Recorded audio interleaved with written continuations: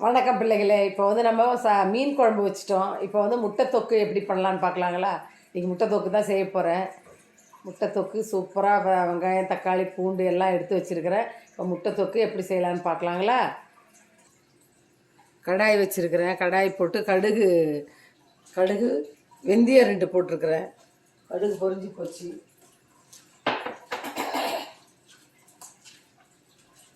இப்போது பூண்டு போட்டுக்கிறேன். எல்லாத்துலேயுமே வந்து பூண்டு யூஸ் பண்ணிக்குவேன் நான். பூண்டு வந்து நல்லது உடம்புக்கு எல்லாத்துக்குமே. அதனால் நிறைய நம்ம எவ்வளோக்கு எவ்வளோ நம்ம பூண்டு சேர்க்குறோமோ அவ்வளோக்கு நல்லது. பூண்டு யூஸ் பண்ணலாம். அதனால் பூண்டு போட்டுக்கிட்டேன்.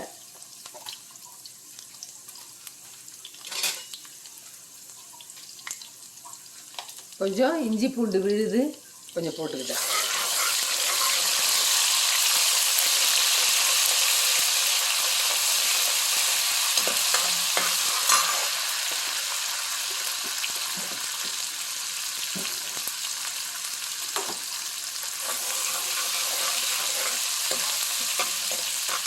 அடுத்து வெங்காயம்.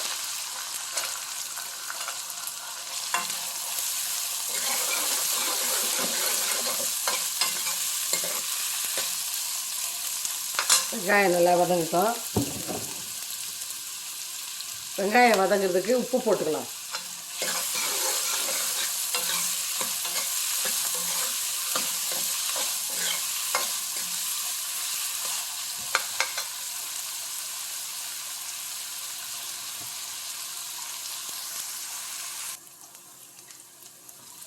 வெங்காயம் வதங்கிடுச்சு.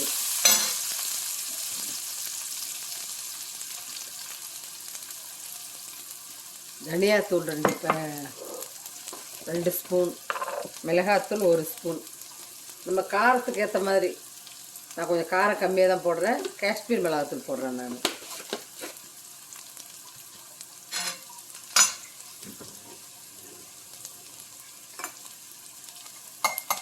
அதிலே மஞ்சத்தூள் தேவையான அளவுக்கு மஞ்சத்தூள்.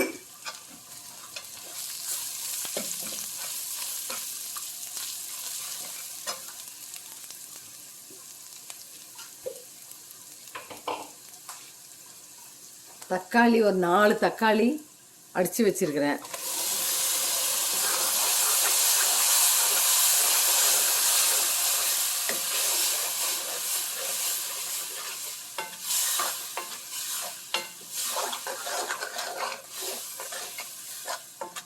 தண்ணியே விடலை.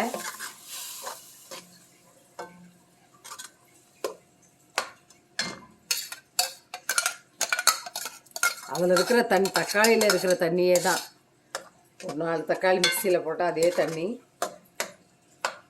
இது நல்லா ஸ்மாஷ் ஆகிட்டு தக்காளி நல்லா மசிட்டு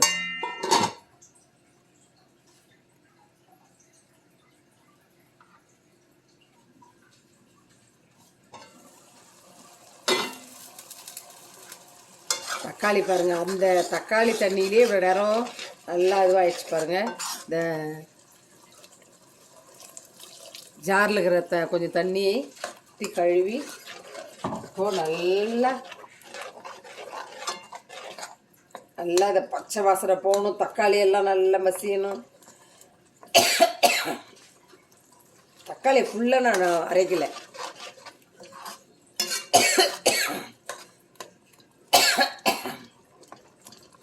அதனால் தொக்கு வந்து நல்லா ஸ்மாஷ் ஆகட்டும். மூடிடலாம். தண்ணி ஃபுல்லாக சுண்டி வரணும். இப்போ தான் டேஸ்ட். நிறைய சூப்பராக தக்காளி தொக்கு சூப்பராக சுண்டிடுச்சு பாருங்கள். தண்ணியே இல்லாத. உப்பு பார்த்துக்கலாம். நமக்கு திட்டமாக கொஞ்சமாக தான் போட்டேன். வெங்காயம் வதக்கும் பொழுது இன்னும் கொஞ்சம் உப்பு போட்டுக்கலாம்.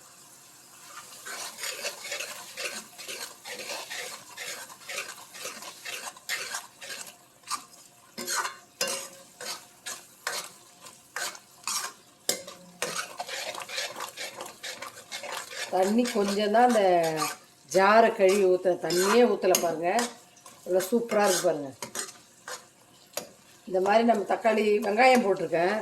வெங்காயம் போடலைன்னா நம்ம வச்சு வெளியில் கூட வைக்கலாம். ஆனால் வெங்காயம் போட்டுக்கிறதுனால இதை நம்ம ஃப்ரிட்ஜில் வச்சுக்கிட்டு ஒரு வாரத்துக்கு கூட வச்சு சாப்பிட்லாம்.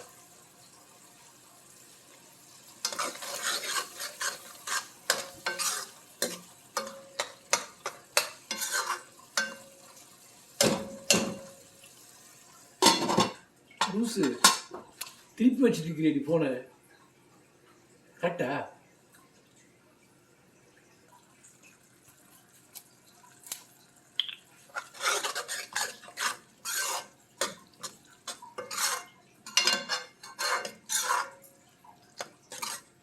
இதில் கொஞ்சம் எண்ணெய் ஊற்றிக்கிறேன், நல்லெண்ணெய் கொஞ்சம் ஊற்றிக்கிறேன்.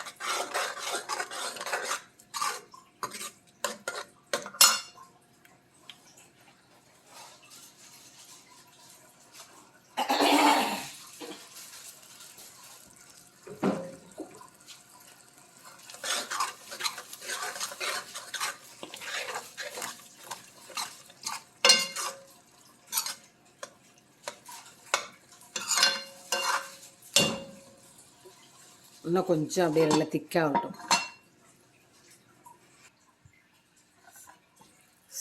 சூப்பராக பாருங்கள், அருமையாக ஆயிடுச்சு பாருங்கள்.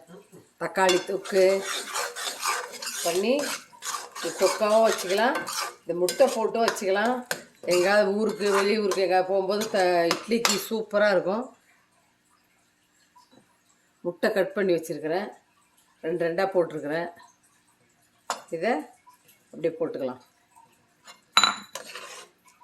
எங்கள் வீட்டில் 4 பேருக்கு 4 முட்டை, ஜாஸ்தியெல்லாம் போடலை. 4 பேருக்கு 4 முட்டை தான் போடுவேன். காய் எக்ஸ்ட்ரா வச்சுக்குவோம்.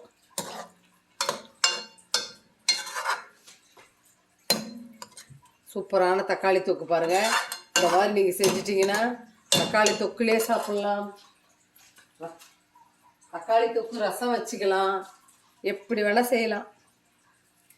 இந்த மாதிரி நீங்களும் செஞ்சு பாருங்கள். தண்ணியே விடலை, சும்மா ஆஃபீஸ் போகிறவங்கெல்லாம் இந்த மாதிரி செய்து வச்சுக்கிட்டு சும்மா ஒரு கரண்டி எடுத்து போட்டு சாப்பிட்லாம். ஓகேங்களா? பாய்.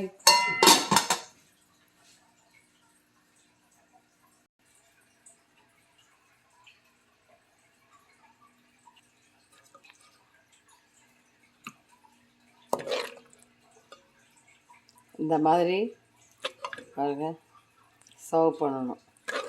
அருமையான தக்காளி முட்டை தொக்கு சூப்பராக இருக்குது பாருங்கள்.